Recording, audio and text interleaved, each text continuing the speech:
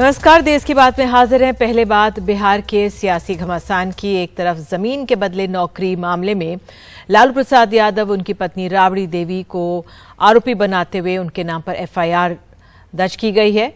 आपको बता दें, मामला 2004 से 2009 के बीच का है, जब लालू प्रसाद यादव रेल मंत्री थे। 18 मई 2022 को जांच एजेंसी ने दर्ज की थी एफआईआर। तो इस मामले में सीबीआई के 24 जगहों पर दिल्ली, गुरुग्राम, पटना, कटिहार, मधुबनी पर छापे पड़े हैं। गुरुग्राम में अर्बन क्यूब 31 मॉल पर भी छापे पड़े और ये कहा गया कि सूत्रों के हवाले से कि तेजस्वी यादव और उनके करीबियों का मॉल है ये। और राष्ट्रीय जनता दल के 4 नेताओं के घर पर सीबीआई के छापे पड़े हैं। राज्यसभा के सांसद अशफाक करीम, फैयाज अहमद और एमएलसी हैं सुनील सिंह और पूर्व एमएलसी सुबोध राय के यहाँ छापे पड़े हैं। उधर दूसरी तरफ अगर आपको दूसरी तस्वीर बताएं तो आज विधानसभा में स्पीकर के इस्तीफे के बाद आज नीतीश कुमार, तेजस्वी यादव की जो सरकार है, उन्होंने विश्वास मत हासिल कर लिया है, जीत लिया है। सदन में चली बहस के दौरान तीखी बहस हुई है। आपको बता दें कि तेजस्वी यादव ने कहा है कि बीजेपी के 3 जमाई हैं, सीबीआई, ईडी, इनकम टैक्स। जबरन मेरा नाम लिया जा रहा है, वो मॉल मेरा है ही नहीं। बीजेपी के साथ जो है वो पवित्र है, खिलाफ है तो भ्रष्टाचारी है। खास रहा इस विश्वास मत से पहले, कुछ ही देर पहले जो नीतीश कुमार का जिस तरह से रुख था, बीजेपी पर तीखे हमले उन्होंने किए हैं। उन्होंने कहा है कि सारा प्रचार दिल्ली का होता है, मीडिया, सोशल मीडिया पर दिल्ली का कब्जा है। आप अनाप शनाप बोलेंगे तो आगे मौका मिलेगा। ये विपक्ष को उन्होंने कहा जो आगे बैठे हुए थे। भले लोगों को जगह नहीं है। और हर घर जल योजना हमारी थी, लेकिन केंद्र ने कहा 5000 करोड़ तब मिलेंगे जब केंद्र की योजना को हो। तो ये समाज में झंझट पैदा करना चाहते हैं। तो इसी मसले पर बात करने के लिए हमारे साथ केसी त्यागी, जो वरिष्ठ नेता हैं जेडीयू के, हमारे साथ हैं। बहुत बहुत धन्यवाद सर, समय निकालने के लिए, एनडीटीवी इंडिया से बात करने के लिए। पहले बात तो आपको बधाई कि आपकी सरकार ने विश्वास मत हासिल कर लिया है और आज जो मुख्यमंत्री हैं, उप मुख्यमंत्री हैं, उनका एक तरह से आशय ये था कि ऐतिहासिक जोड़ी है। किस तरह से बताएंगे जो आज ये बयानात सामने आए हैं? दोनों का प्रहार एक तरह से केंद्र पर ज्यादा दिखा, क्यों? देखिए, विश्वास मत तो पहले दिन से ही स्पष्ट था कि जेडीयू, आरजेडी, लेफ्ट, कांग्रेस मिलकर के मैजिक नंबर से काफ़ी आगे हैं। 243 के हाउस में 164 प्लस हैं। लेकिन जो ये परिवर्तन हुआ है, ये बिहार की जो सामाजिक परिस्थितियां हैं उनको ध्यान में रख करके और राष्ट्रीय स्तर पर। देखिए निधि जी, ऐसी निराशा विपक्ष में थी, खास तौर से महाराष्ट्र के परिवर्तन के बाद, कि कुछ नहीं हो सकता है। बिहार के परिवर्तन ने जिस तरह का रेस्पॉन्स हमको समूचे देश से मिला है, कोई पॉलिटिकल पार्टी नहीं है जिसके नेताओं ने फ़ोन करके बधाई ना दी हो, irrespective of their political affiliation, political ideology. तो हम ये मानते हैं कि ये ऐतिहासिक जिम्मेदारी बिहार के लोगों पर भी, बिहार के नेतृत्व पर भी आई है। और कई तरह के मतभेद हमारे समाजवादी आंदोलन के हैं, उसके शिकार हम भी हैं। मुलायम सिंह जी से रहे, लालू जी से रहे, नीतीश जी से रहे, रामविलास जी से रहे, शरद जी से रहे, वगैरह वगैरह वगैरह। लेकिन अब जो आज जो ये गठबंधन है, ये बिहार की जो सदियों से शोषित पीड़ित जनता है, जो न्याय की तलाश में कभी कर्पूरी ठाकुर के नेतृत्व में, कभी जयप्रकाश जी के नेतृत्व में एकताबद्ध होती थी, ये उसका मैनिफेस्टेशन है। जी, मैं त्यागी जी आपसे पूछना चाहूंगी, आज जो रेड पड़ी है, हालांकि ये मामला 16-17 साल पुराना है, 2022 में इसमें एफआईआर हुई है, लेकिन क्या इस जो ये रेड्स पड़ी है, इन दृश्यों से एक ये संदेश भी जाता है कि जो दागी होने का या जंगल राज होने का जिस तरह से अब आरोप लगने लगे हैं, क्या ये एक है जिससे आपको मुकाबला करना पड़ेगा इस आरोप से?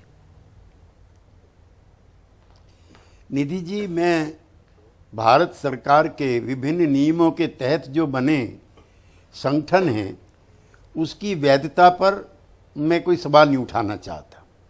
ये भारत सरकार के वित्त मंत्रालय के अधीन संस्थाएं हैं जो विदेशी षड्यंत्रों के तहत लगे हुए लोग हैं उनके बीच में ये काम करती है। 1956 से बनी हुई संस्था है ये ईडीबी और इसके तहत पीएमएलए। अब आजकल दिक्कत क्या हो गई है, आप विदेशी कि षड्यंत्र कह प्रचार रहे हैं। पहले हो त्यागी जाएगा। जी, माफी चाहती हूँ, आपको रोक रही हूँ। आप कह रहे हैं विदेशी षड्यंत्र, लेकिन तेजस्वी यादव तो कह रहे हैं कि 3 एजेंसियां सरकार की जमाई है, 3 जमाई की तरह ही है। नहीं, इसमें जो सरकार ने जो दिया है इसका अपने ईडी का पीएमएलओ का, उसमें उन्होंने माना है। लेकिन मैं कहना ये चाहता हूं कि जो अपने पिछले 8 साल से जो सरकार हमारी चल रही है दिल्ली में, उसमें 5422 मुकदमे दर्ज हुए हैं और इसका रेट देखिए, केवल 23 लोगों को दोषी ठहराया गया है, यानी कि 0.5% इसका रेट है। जबकि यूपीए के शासनकाल में भी हुए थे ये, उस समय इसकी संख्या कुल 112 थी 10 साल के अंदर, और अब 8 साल में 3000 हो गई है। तो एजेंसीज का मैं रेस्पेक्ट करते हुए एक चीज़ कहना चाहता हूं कि इसकी रेस्पेक्टेबिलिटी बनी रहे, इसकी यूटिलिटी बनी रहे, इसमें लोगों का विश्वास बना रहे, इसलिए भी इसको कायदे से एक्ट करना चाहिए। अब हमें पहले ही पता लग जाता है कि जिस राज्य में अब ऊंचे पैमाने पर झारखंड में रेड्स होंगी, आप लिखिए कहीं, क्योंकि आप कुछ अपने चैनल पे अगले हफ्ते चलाना है। महाराष्ट्र में रेड्स हुई। इसमें एक और दोषपूर्ण कार्य है कि जो हमारे मित्र हमें छोड़ करके चले जाते हैं, उन पर जो लगे मुकदमे हैं वो भी वापस हो जाते हैं। एक, अब बिहार में रेड क्यों शुरू हुई है? क्योंकि एकनाथ शिंदे मॉडल बिहार में नहीं लग पाया, नहीं चल पाया। जब एकनाथ शिंदे मॉडल चले तो इससे बेहतर तो कुछ है नहीं, लेकिन ना चले तो फिर ये रेड्स के जरिए डराया धमकाया जा। हम किसी जात से ना डरते हैं। अच्छा, दूसरा ये, हम तो लोहिया के मानने वाले हैं जिसने लिखा था कि जिसको निज संतति और निज संपत्ति से अतिरिक्त मोह, वो मेरी पार्टी में ना है। नीतीश कुमार जैसा कुशल प्रशासक, और जिस पर उसके विरोधियों ने भी पिछले 45 सालों में एक नए पैसे का दमड़ी का आरोप नहीं लगाया, कल को उनके खिलाफ भी कोई ना कोई मुकदमा दर्ज हो सकता है। हम उसके लिए भी मानसिक रूप से तैयार हैं। लेकिन मैं आपके चैनल पे कहना चाहता हूं, जिस दिन नीतीश कुमार पर भ्रष्टाचार का आरोप लगेगा, देश में फिर दिखाने के लिए कोई ईमानदार आदमी भी नहीं बचेगा। बड़ी बात तो आप कह रहे हैं। इन एजेंसीज की जो रेस्पेक्टेबिलिटी, बिल्कुल, इन एजेंसीज की गरिमा बनी रहे, उनको खुद ध्यान रखना होगा। लेकिन आगे बढ़ने से पहले नीतीश कुमार ने जो कहा है, कुछ 1-2 बयान आपको सुना देते हैं उनके। जी, अब जो आ गए, ये आ गए, ये कोई काम किए हैं जी? खाली प्रचार प्रसार के एक्सपर्ट हैं। कोई काम हो रहा है? अरे बैठिए ना, जो अंडबंड बोलो, आगे जगह मिलेगा। बैठिए। जब बोलोगे अनाप शराब, अब आज बेचारे बोले हैं तो ठीक है, कुछ बोलिएगा अनाप शराब तो शायद मौका मिल जाए आपको। नहीं तो हल्ला सुन रहे थे कि इसी ही को मौका मिलने वाला है। जो भी को मौका मिले, जो बोलिएगा अनाप शराब। अरे बैठिए ना, आपसे कोई आज का, हम बीजेपी से अलग थे तब भी ना रोज हमसे मिलते थे आप, बताइए तो। और अब हम लोगों का संकल्प है कि हम लोग मिल करके पूरा काम करेंगे, बिहार बहुत आगे बढ़ेगा। और हम लोग सब लोगों से अपील कर रहे हैं, देश भर से कितने विभिन्न प्रांतों के विभिन्न दलों के लोगों ने फोन किया है हमको कि ठीक किया, ये निर्णय लिया, और हमने कहा सब मिल करके लड़िएगा, एक साथ होकर के लड़िएगा, तो 2024 का जो चुनाव का रिजल्ट होगा। अब क्या होता है, क्या क्या तरह का दिल्ली से चल रहा है? कोई काम हो रहा है? खाली प्रचार हो रहा है, सिर्फ प्रचार हो रहा है। तो त्यागी जी, बस आखिरी सवाल ये कि जो आज नीतीश कुमार का जो आज भाषण था, ज्यादातर केंद्र या उनका जो तीखा हमला था वो केंद्र पर ही था। 2024 का भी उन्होंने जिक्र कर दिया, और आज जिस तरह से वो उग्र नजर आए, वो बड़े अरसे बाद वो नजर आए, तो जो केंद्र में 2024 की अटकलें थी वो एक तरह से उसको उन्होंने एक बार फिर से शुरू कर दिया है। ये निधि जी, बहुत विनम्रता के साथ हम एक चीज़ कहना चाहते हैं जिसको लेकर के कई तरह के कन्फ्यूजन होते हैं 6 साल तक नीतीश कुमार जी ने केंद्र के आधा दर्जन से ज़्यादा मंत्रालयों में काम किया है। कृषि मंत्रालय, रेल मंत्रालय, पर्यावरण मंत्रालय, जल मंत्रालय, और वो अटल जी के सबसे लाडले मंत्रियों में से एक थे, नंबर 1। पिछले 17 साल से वो वहाँ के मुख्यमंत्री हैं बिहार के, जो सबसे पिछड़ा प्रदेश हिंदुस्तान का है। और ये कम लोगों की जानकारी में है कि जो SGDP है बिहार की, वो नेशनल एवरेज से ज़्यादा है। वहाँ जल का काम हुआ, पानी का काम हुआ, शिक्षा का काम हुआ, वहाँ पर बिजली का काम हुआ। उसके बावजूद भी हमारी पार्टी ने कभी कोई प्रस्ताव पास नहीं किया कि नीतीश कुमार जी प्रधानमंत्री पद के हमारी पार्टी के उम्मीदवार हैं। लेकिन बहुत विनम्र भाव से हम कहना चाहते हैं कि अगर योग्यता के हिसाब से, अनुभव के हिसाब से हम ये मानते हैं कि वो प्रधानमंत्री बनने के तमाम गुण उनके अंदर मौजूद हैं। इतने लंबे समय तक कोई मुख्यमंत्री इतने बढ़िया तरीके से शासनकाल को चला पाया हो।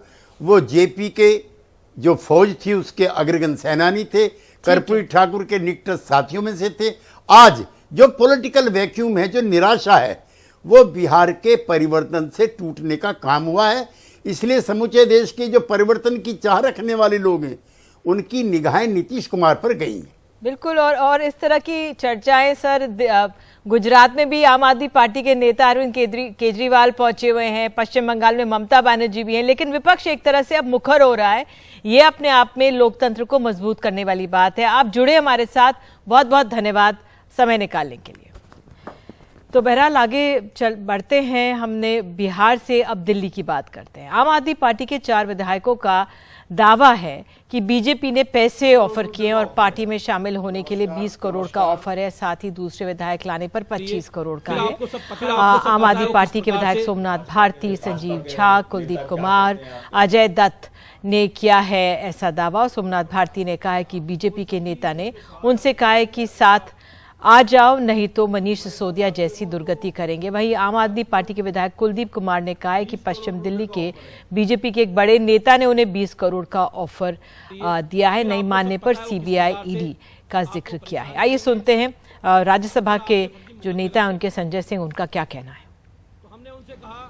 भाजपा के शीर्ष के नेताओं ने मेरे साथ एक प्रयास किया।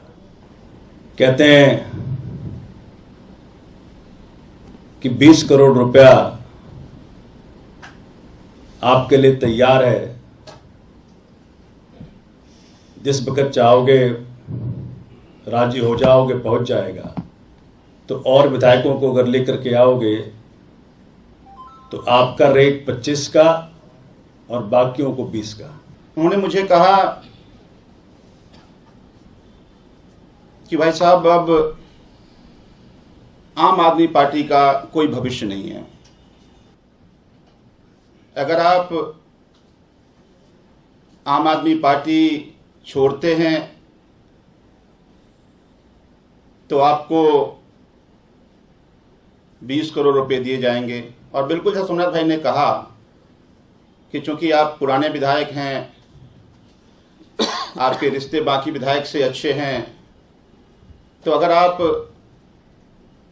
बाकी विधायक को तोड़ के लाते हैं तो आपको 25 करोड़ रुपए दिए जाएंगे।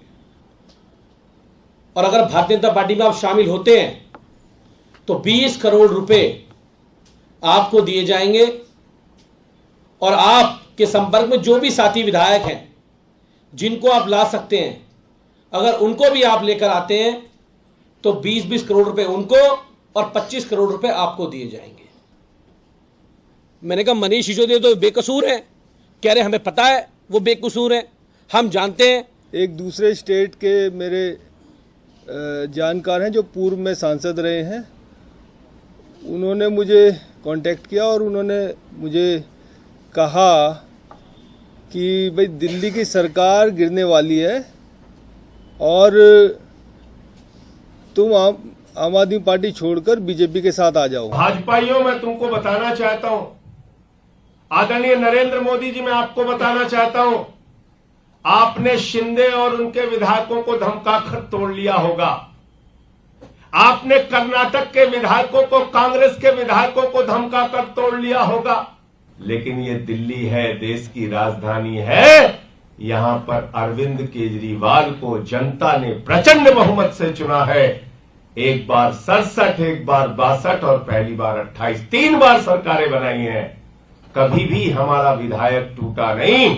जैसे मनीष सिसोदिया ने आपके नापाक इरादों को खुलासा कर दिया, ऐसे ही हमारे ये 4 माननीय विधायकों ने आज आपकी असलियत, आपके नापाक इरादे और आपकी कोशिश जो आप करना चाह रहे थे, सिंधे प्रयोग जो सिसोदिया ने फेल कर दिया, ऑपरेशन लोटस जो ऑपरेशन बोगस बना दिया, यहां ये कोशिश मत करो। मनीष जी, क्या ये हकीकत नहीं है कि जब दिल्ली एक्साइज पॉलिसी आप लेकर आए थे, उससे पहले एक कमेटी गठित की गई थी। कमेटी ने एक रिपोर्ट सबमिट किया था और ये कमेटी में 3 सदस्य थे। प्रश्न नंबर 1, क्या आपने इस रिकमेंडेशन को, जो कमेटी ने रिकमेंडेशन दिया था, उस रिकमेंडेशन को आपने माना? क्या होलसेल का काम आपने सरकार के पास रखा? नहीं रखा। आपने कमीशन लेके मैन्युफैक्चरर्स जो थे उनको रिटेल में लेके आके, इंडिविजुअल तो दूर, मैन्युफैक्चरर्स को भी इन्वॉल्व कर दिया। और तो और जो ब्लैक लिस्टेड कंपनियां थी उनको भी आप लेके आके इन्वॉल्व करते हैं। क्यों? क्योंकि मोटा माल मिला। पंजाब के चुनाव के समय मोटे माल की आवश्यकता थी। जिसने मोटा माल दिया, इस रिपोर्ट को दरकिनार करके मोटा माल जेब में और वेंड्स अर्थात जो दुकानें होती हैं, जो शराब की दुकानें होती हैं, वो कार्टेल के पास। और अब देश की बात करते हैं महाराष्ट्र की।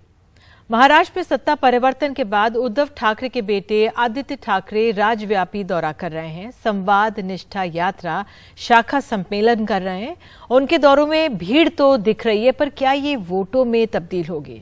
महाराष्ट्र की सत्ता से उद्धव ठाकरे को बेदखल करने वाली बीजेपी और उसके सहयोगी एकनाथ शिंदे की निगाह अब बीएमसी पर है। शिवसेना के वर्चस्व को खत्म करने का लक्ष्य है।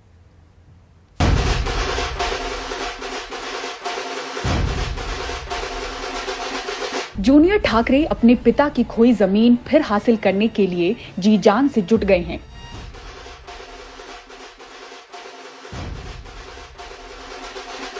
शिवसेना किसकी की लड़ाई तो सबसे बड़ी अदालत में लड़ी जा रही है, लेकिन जमीन पर इसी लड़ाई को जीतने और अपने सैनिकों को समेटने की जद्दोजहद में आदित्य शिव संवाद, निष्ठा यात्रा, शाखा सम्मेलन जैसी मुहिम महाराष्ट्र में छेड़ चुके हैं।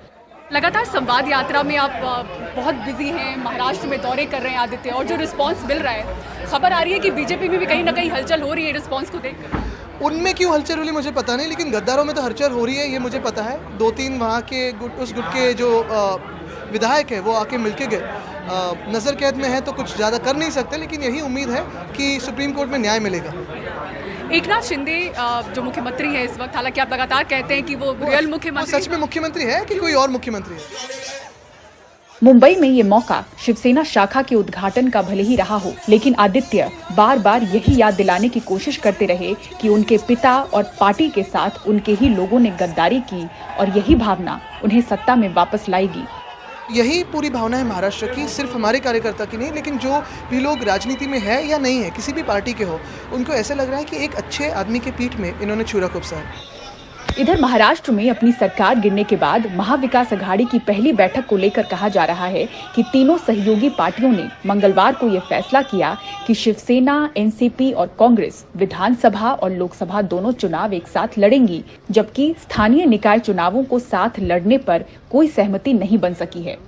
बीएमसी में 25 सालों से शिवसेना की सत्ता है और मुंबई ठाकरे परिवार की ताकत का केंद्र है। शिंदे गुट ने शिवसेना को काफी हद तक खोखला कर दिया है और अब शिवसेना के सबसे मजबूत किले यानी कि मुंबई महानगर पालिका में भी सेंध लगाने के लिए रणनीति बन रही है। शिंदे गुट ने भी अपनी पहली शाखा शुरू की है। चर्चा है कि अलग शिवसेना भवन बनाने की भी इनकी तैयारी है। मुंबई से कैमरामैन धनेश के साथ पूजा भारद्वाज, एनडीटीवी इंडिया।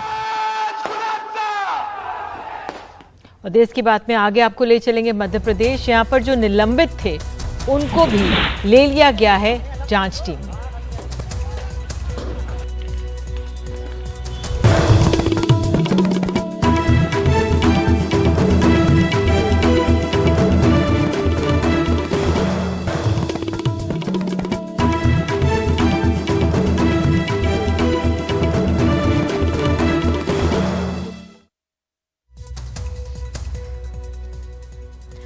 और देश की बात में अब खबर है हमारे पास मध्य प्रदेश से। मध्य प्रदेश में जबलपुर के न्यू लाइफ मल्टी स्पेशलिटी अस्पताल में 1 अगस्त को आग लगी थी। कई लोगों की मौत हो गई थी। अस्पताल को मंजूरी देने वाले 3 डॉक्टर्स को निलंबित भी कर दिया गया था। उसके बाद शहर के सारे अस्पतालों की जांच शुरू हुई। अब उस जांच दल में भी पहले से निलंबित इन 3 डॉक्टर्स को शामिल कर लिया गया है। मामले की सुनवाई हाईकोर्ट में भी चल रही है। कोर्ट ने नाराज होकर कहा है कि ऐसे में वो मामले की जांच सीबीआई या एसआईटी को सौंप देगा।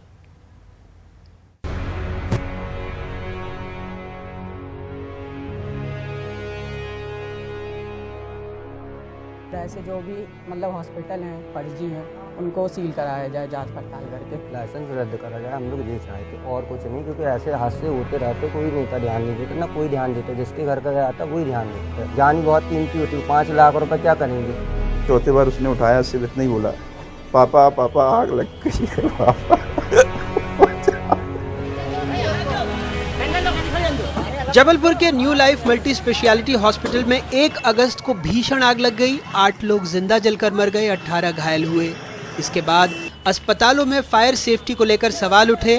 अगले दिन अस्पताल की जांच कर उसे एनओसी देने वाले 3 doctor Alan Patel, doctor Dinesh Chaudhary और डॉक्टर कमलेश वर्मा को तत्काल प्रभाव से निलंबित कर दिया गया। 1 अगस्त को न्यू लाइफ हॉस्पिटल में लगी आग की अफरा तफरी के बाद 2 अगस्त को उन 3 डॉक्टरों को निलंबित करने की सिफारिश कर दी गई, जिनके ऊपर आरोप थे कि उन्होंने एनओसी देने में लापरवाही की है।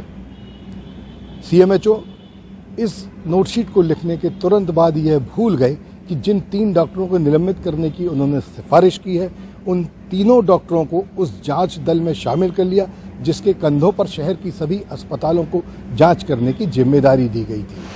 18 अगस्त को हाईकोर्ट में मध्य प्रदेश के अजब चिकित्सा विभाग की गजब कहानी सामने आई तो अदालत भी हैरान रह गया। अदालत ने अपने आदेश में लिखा, ये बहुत चौंकाने वाला है। जब इनके निलंबन का प्रस्ताव दिया जा चुका था तब उसी दिन इन्हें इंक्वायरी कमेटी का मेंबर भी बना दिया गया। इस मामले में डिप्टी एडवोकेट जनरल अपना हलफनामा दें। लेकिन जो 3 तारीख से 43 डॉक्टरों की टीम बनाई, उसमें से इन 3 डॉक्टर्स को न्यू लाइफ की जांच के लिए निर्देशित नहीं किया। उन्हें दूसरे अस्पताल दिए गए क्योंकि मैन पावर कम था, जांच बहुत जल्दी करानी थी, इसीलिए उनसे भी जांच कराई गई। लेकिन वो अन्य अस्पतालों की जांच कराई गई। जो पूर्व में उन्होंने न्यू लाइफ की जांच की थी, उसी अस्पताल की जांच उनसे पुनः नहीं कराई गई। मध्य प्रदेश में चिकित्सा विभाग के एसीएस मोहम्मद सुलेमान ने पिछले साल ही राज्य के सभी अस्पतालों में 13 बिंदुओं को लेकर जांच के आदेश दिए थे।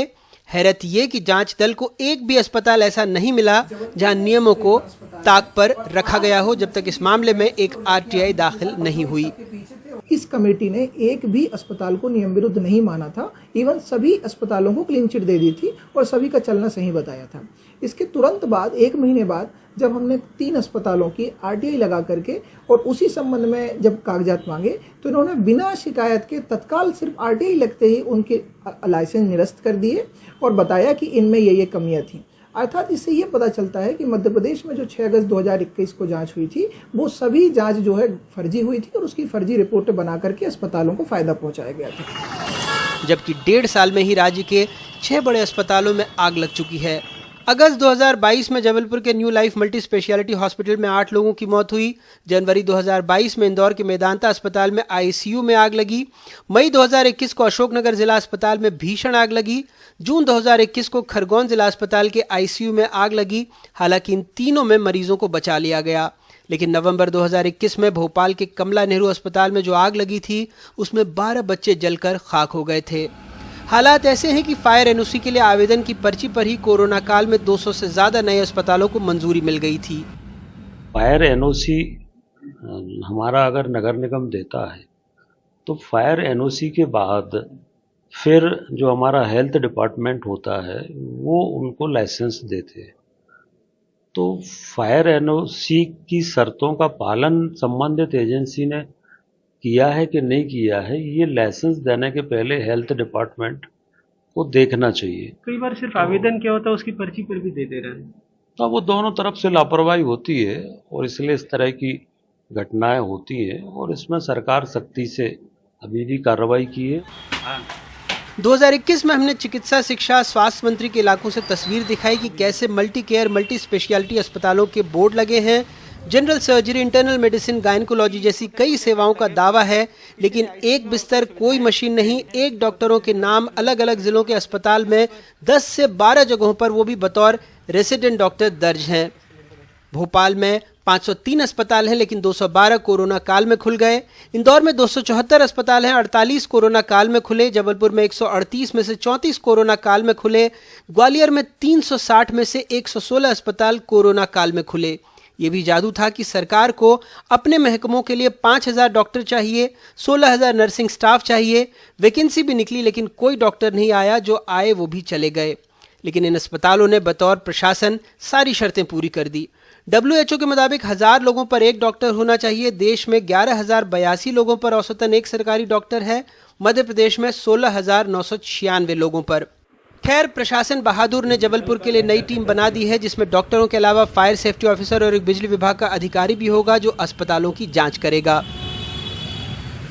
इस मंत्रालय से निकले आदेशों में खेल कैसे होता है, इन कागजातों से समझिए। दरअसल जो पिछले साल अस्पतालों की जांच के आदेश थे और जो इस साल आदेश है, उसमें 12 बिंदु लगभग कट कॉपी पेस्ट है, लेकिन एक बिंदु जिसमें पिछले साल कहा गया था बिल्डिंग कंप्लीशन और इस साल बिल्डिंग परमिशन, यानी बिल्डिंग कंप्लीशन के लिए जो नगर निगम है उसके सारे मानक, सुरक्षा मानक लगते हैं और उसके बाद नगर निगम वो प्रमाण पत्र जारी करता है। लेकिन बिल्डिंग परमिशन में ऐसी कोई जरूरत नहीं है, यानी हर हादसे के बाद जहां सरकार को नियम और कड़े करने चाहिए, इस बार नियमों को और शिथिल कर दिया गया है। जबलपुर से अपने सहयोगी संजीव चौधरी और भोपाल से कैमरा पर्सन रिजवान खान के साथ अनुराग द्वारी, एनडीटीवी इंडिया।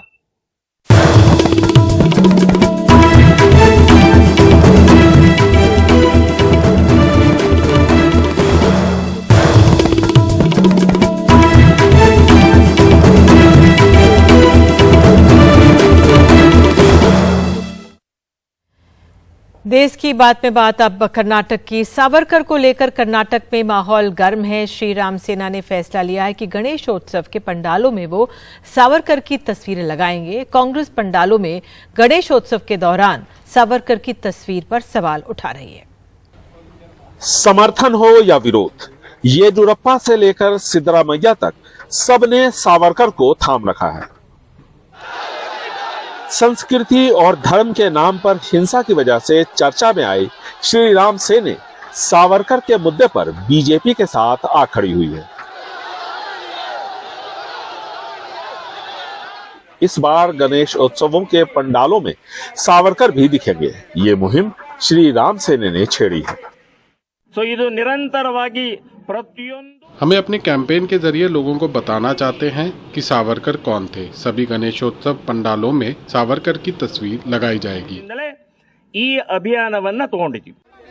विधानसभा चुनावों में 1 साल से भी कम का समय बचा है। ऐसे में बीजेपी ने सावरकर का दामन थामा है। येदियुरप्पा ने सावरकर यात्रा को हरी झंडी दिखाई। हाल ही में शिवमोगा में सावरकर को लेकर सांप्रदायिक तनाव भी बढ़ा। सावरकर पर दिए उनके बयान की वजह से पूर्व मुख्यमंत्री और कांग्रेस नेता सिद्धरामैया पर अंडे भी फेंके गए। हम लोगों को सावरकर के बारे में तथ्य बता रहे हैं। उनका मुस्लिम लीग पर क्या विचार था, देश के विभाजन पर क्या सोच थी। अगर वो लोग सावरकर की पूजा करना चाहते हैं तो हमें कोई आपत्ति नहीं है, लेकिन हमारा सावरकर के साथ गंभीर वैचारिक मतभेद है जो हम लोगों के सामने रख रहे हैं।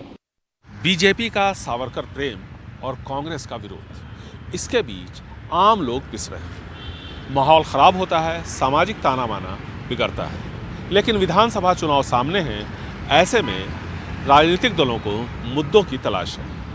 बेंगलुरु से कैमरामैन कुमार के साथ निहाल गिदवई, एनडीटीवी इंडिया।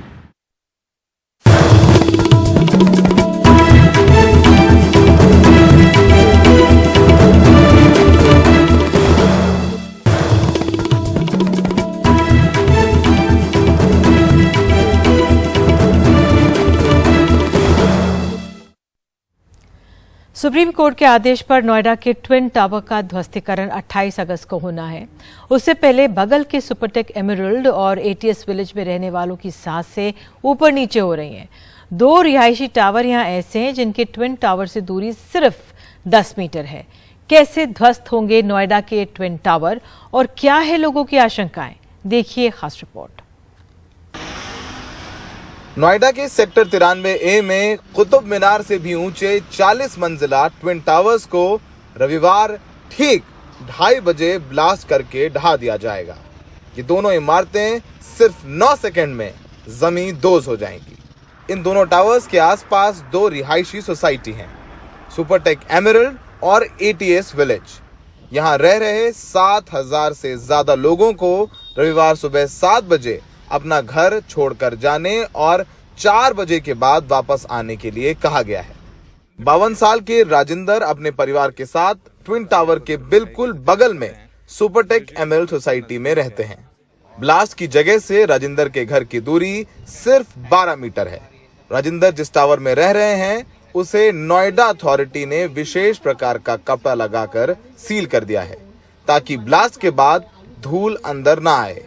राजिंदर और उनकी पत्नी सरला ने अपने फ्लैट से सारा कीमती सामान बाहर शिफ्ट कर दिया है।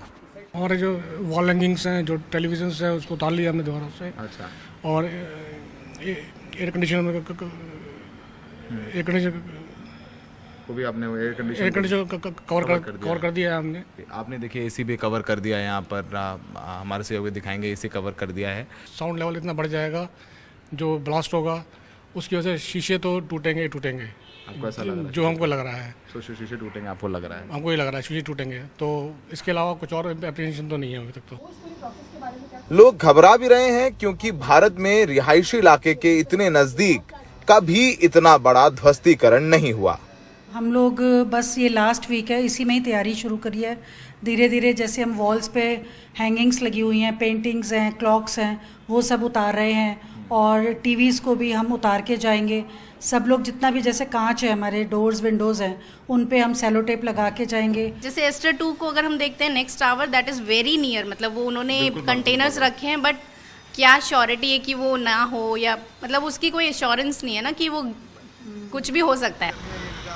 दोनों टावर्स को सुरक्षित और सफल तरीके से ढहाने का काम विश्व की प्रख्यात डेमोलिशन कंपनी एडिफाइस को दिया गया है। एडिफाइस ने इन दोनों टावर्स के अंदर ब्लास्ट के लिए 3,500 किलो बारूद लगाया है। हर मंजिल के पिलर्स पर बारूद लगाया गया है ताकि मलबा अगल बगल गिरने की बजाय सीधे नीचे गिरे। जो बेसमेंट 1 से चालू होगा फॉल गिरना, ग्राउंड वाला बेसमेंट 1 पे जाएगा, फर्स्ट फ्लोर ग्राउंड पे जाएगा, सेकंड फ्लोर फर्स्ट पे जाएगा। This is called the waterfall effect. 9 metre 10 metre का गैप है जो वहाँ जो रेजिडेंशियल सोसाइटीज हैं, तो आप लोग कैसे मेक श्योर कर रहे हैं कि जो मलबा गिरेगा, आप कह रहे हैं कि एक नीचे गिरेगा, मलबा गिरेगा वो उधर उनके रेजिडेंशियल कॉम्प्लेक्स में ना जाए, क्योंकि 8 या 9 मीटर की दूरी है, उनके फ्लैट्स हैं, उनका घर है, उनके भी अप्रीहेंशन से वो भी घबराए हुए हैं। नोएडा 4 रिक्टर स्केल के हिसाब से डिज़ाइन हुआ है। अगर 4 रिक्टर स्केल का अर्थक्वेक आता है तो वो टाइम पे उसकी वाइब्रेशन ट्रैवलिंग जो होती है वो 300 मिलीमीटर पर सेकंड से ज़्यादा होती है। So it is what is expected is 10% of the vibration when the earthquake comes. अच्छा, धमाके से बगल की सोसाइटी ढह न जाए इसलिए सर्वे कराकर यहाँ के लगभग 40 पिलर्स को सीमेंट और लोहा लगाकर मजबूत किया जा रहा है। लेकिन सबसे बड़ी समस्या है कि धमाके के बाद उड़ने वाली धूल का क्या करेंगे। लोग इस बात को लेकर चिंतित हैं कि धूल से सांस लेने की समस्या हो सकती है। सबसे ज़्यादा उसी चीज़ का डर है कि डस्ट की वजह से क्या क्या प्रॉब्लम्स आगे आएंगी, क्योंकि बच्चों को भी बहुत प्रॉब्लम होती है, सीनियर सिटीजन्स के लिए भी, और जो एस्थमिक हैं उनके लिए भी बहुत ज़्यादा प्रॉब्लम है। मलबे से निकलने वाली धूल को साफ करने के लिए नोएडा अथॉरिटी ने विशेष इंतजाम किए हैं। धूल तो उड़नी है, उसको मैं मतलब झूठ बोल के कोई फ़ायदा नहीं है, ना उसका कोई इलाज है, लेकिन अथॉरिटी ने immediately after the implosion some mechanical equipments and lots of laborers they have already planned and they have arranged। even the edifice staff also will be there to clean the roads, to clean the societies। ध्वस्तीकरण के दिन यानी रविवार को traffic के लिए विशेष इंतजाम किए गए हैं। नोएडा ग्रेटर नोएडा एक्सप्रेसवे 2:15 बजे से लेकर 2:45 तक बंद रहेगा। ट्विन टावर के 400 मीटर के आसपास का इलाका सील रहेगा। नोएडा के ऊपर 2:30 बजे से 3 बजे तक कोई हवाई जहाज नहीं गुजरेगा। नोएडा के कुछ अस्पतालों में किसी अनहोनी से निपटने के लिए विशेष इंतजाम किए जाएंगे। सबसे बड़ी 3 चुनौतियां हैं। पहली चुनौती कि देखेंगे कि ये जो बिल्डिंग है जो गिरनी है उसके बगल में जो सोसाइटी है सुपरटेक एमराल्ड, उसकी दूरी सिर्फ 9 मीटर की है, यानी 9 मीटर के बाद लोग रहते हैं, उनके घर है, उसमें लोग तो नहीं रहेंगे पर मलबा उनके घर पे ना गिरे। दूसरी चुनौती है कि जो बिल्डिंग है, जो एडएफएस का कहना है वो बिल्कुल सीधे नीचे गिरेगी, इसके जो पिलर्स हैं उसमें बारूद लगाया गया है, तो वो सीधे नीचे आ जाए और जो वाइब्रेशन होगा ब्लास्ट से, जो कंपन होगी उससे दूसरे जो बिल्डिंग्स हैं आसपास उनकी नींव ना कमजोर हो। और तीसरा जो सबसे बड़ी चुनौती है वो है धूल। जब ये ब्लास्ट होगा तो धूल होगी, जिसको लेकर के एडएफएस भी कह रहा है कि धूल का कुछ नहीं कर सकते, उसके लिए नोएडा अथॉरिटी ने यहाँ पर क्लीनर लगाए हैं, लोग लगाए हैं, लेकिन धूल से लोगों को फेफड़े अपने बचाने होंगे। सहयोगी मोहम्मद मुरसलीन और अरविंद उत्तम के साथ नोएडा में सौरभ शुक्ला, एनडीटीवी इंडिया।